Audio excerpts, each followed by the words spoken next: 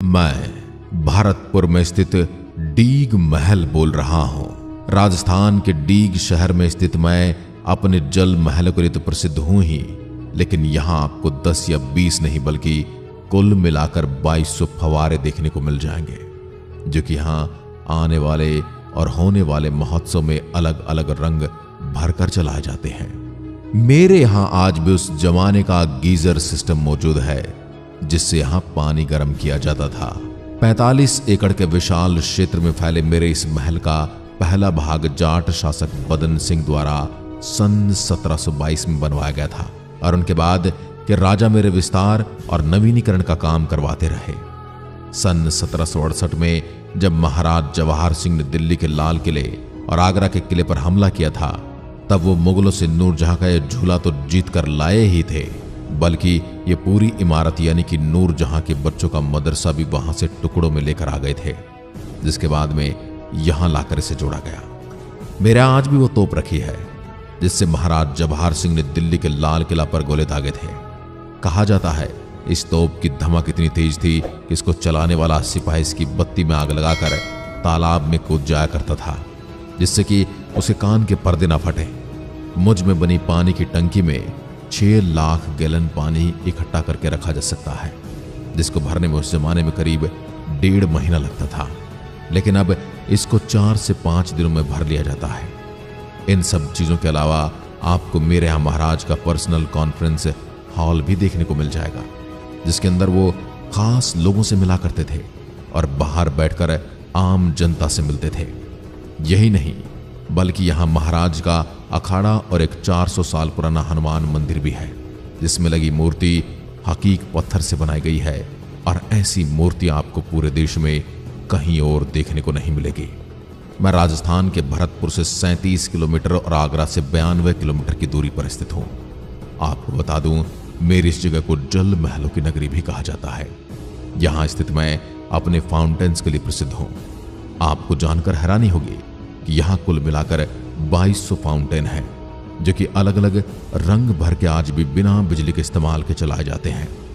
मेरे इस महल को सन 1722 में जाट शासक महाराज बदन सिंह ने 45 एकड़ के विशाल क्षेत्र में बनवाया था और मुझको बनाने के लिए जिस पत्थर का उपयोग किया गया है उसको बलुआ पत्थर कहा जाता है, जो कि पहाड़ी और बरसाती पत्थर होता है और अगर इस पत्थर को पानी मिलता रहेगा तो इसमें जान बनी रहेगी और पानी न मिलने पर इसमें अपने आप दरारें आने लगती हैं।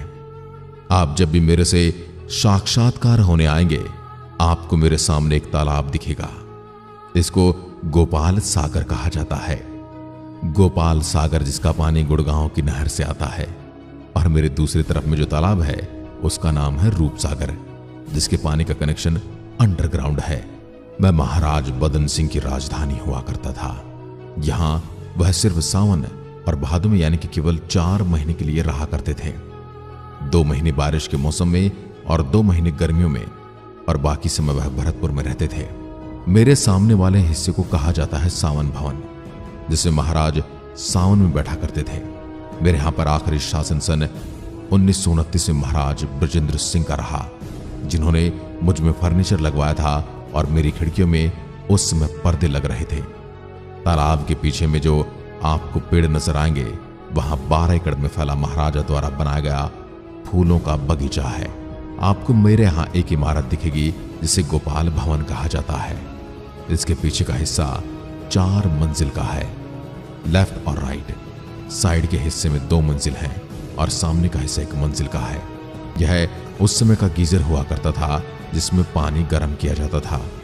यहां बनी भट्टी में कोयले जलाए जाते थे और पाइप से वेस्ट धुआं ऊपर निकाला जाता था और यहां लगाई गई वाल्व को कंट्रोल करके गर्म पानी जहां भी पहुंचाना होता था पहुंचा दिया जाता था। आगे बढ़ने पर आपको एक झूला दिखेगा। यह कभी नूरजहां का झूला हुआ करता था और इसको महाराज सूरजमल के बेटे महाराज जवाहर सिंह ने सन 1768 में मुगलों से जीतकर दिल्ली से इसको यहां लेकर आए थे।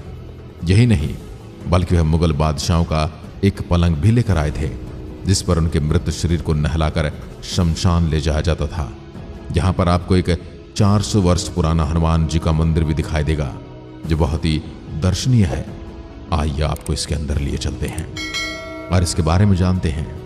यहाँ जो हनुमान जी की प्रतिमा है, इसको सिंगल स्टोन से बनाया गया है और इसको बनाने के लिए हकीक पत्थर का उपयोग किया गया है, जिसको अंगूठियों में पहना जाता है। और बताना चाहूंगा, आपको ऐसी मूर्ति पूरे भारत में कहीं भी देखने को नहीं मिलेगी। इसमें 5 दर्शन दर्शाए गए हैं। इनके कंधे पर राम लक्ष्मण बैठे हुए हैं, ऊपर संजीवनी बूटी दिखाई गई है और नीचे पाताल दिखाया गया है।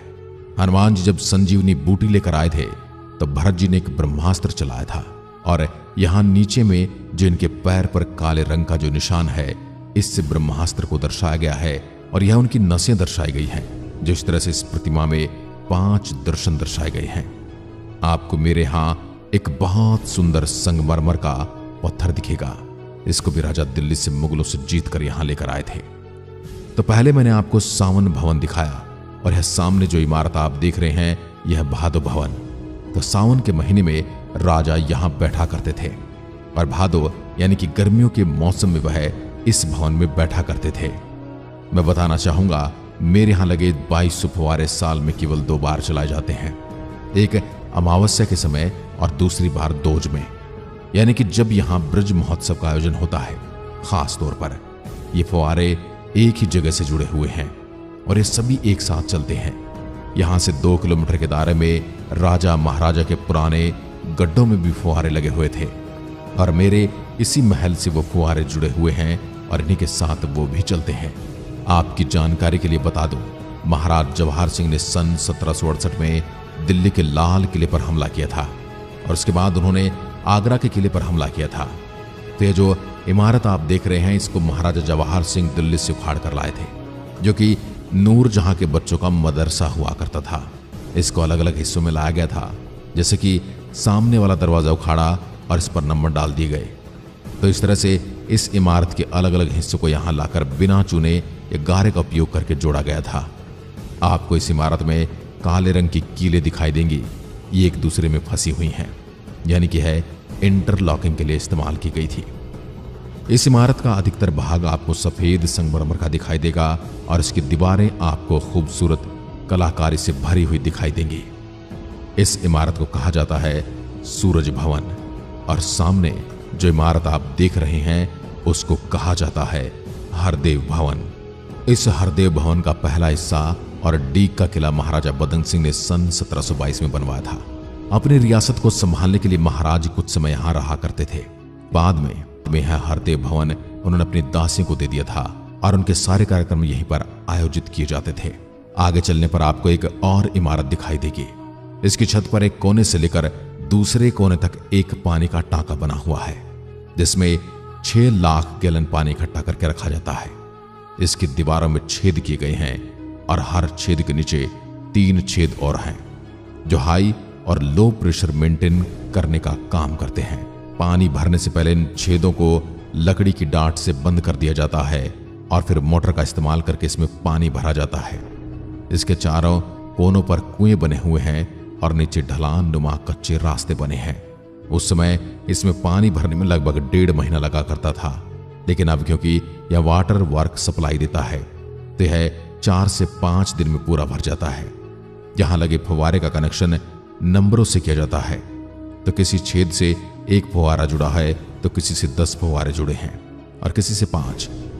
इसमें पानी भरने के बाद सूती कपड़े के अलग अलग टुकड़े काट के अलग अलग रंगों की पोटली तैयार की जाती है। पोटली तैयार करने के बाद इसमें 10 से 12 लोगों को एक साथ उन पोटलियों के साथ तैरने के लिए उतारा जाता है।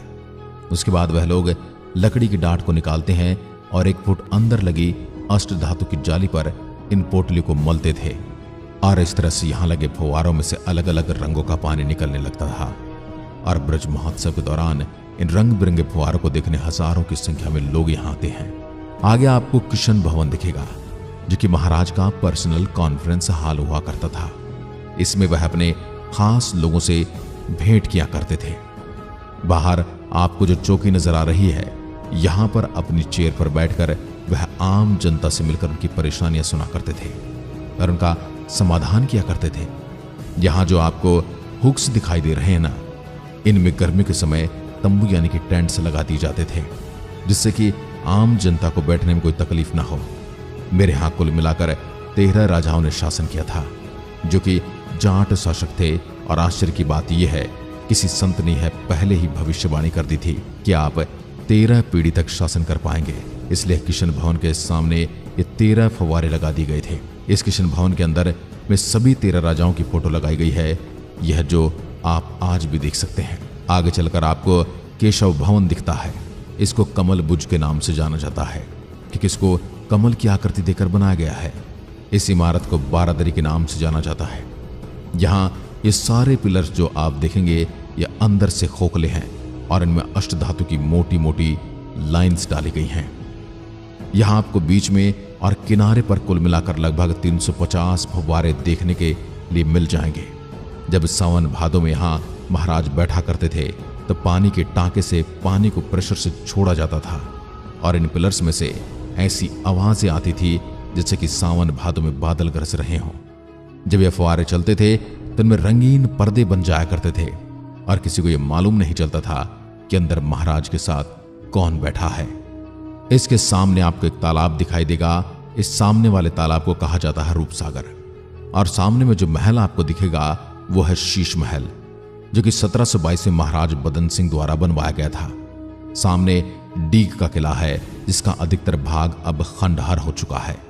राजा महाराजाओं के समय में इस किले में उनकी सेना रहा करती थी।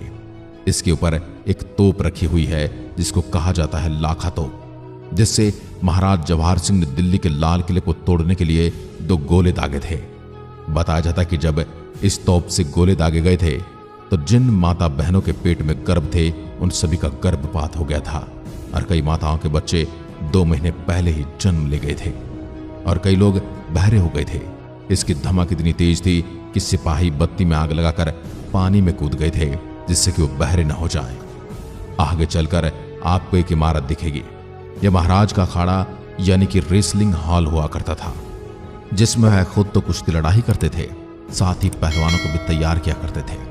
कुश्ती करने के बाद वह यहां बने इस स्विमिंग पूल में तैरा करते थे। पुल का जब भी पानी खाली करना होता था तो नीचे में बनी नाली से लॉक हटा दिया जाता था। इसमें जो काले रंग की पत्तियां लगी हुई हैं ये भी फुआरे ही हुआ करते थे और इन्हीं से इस स्विमिंग पूल में पानी भरा जाता था। आपकी जानकारी के लिए मैं बताना चाहूंगा कि फिलहाल यहाँ के राजा महाराज विश्वेंद्र सिंह हैं और उनके बेटे हैं कुंवर अनिरुद्ध सिंह। तो ये था मेरे इस खूबसूरत महल का इतिहास और जानकारी और मुझसे जुड़े कुछ रोचक ऐतिहासिक तथ्य। नीचे कमेंट करके जरूर बताइएगा। अगर आपको मेरा वीडियो पसंद आया है इसको लाइक और शेयर जरूर कीजिएगा। अपने दोस्तों के साथ इसे साझा करने में बिल्कुल भी कंजूसी न कीजिएगा। जय हिंद, जय भारत।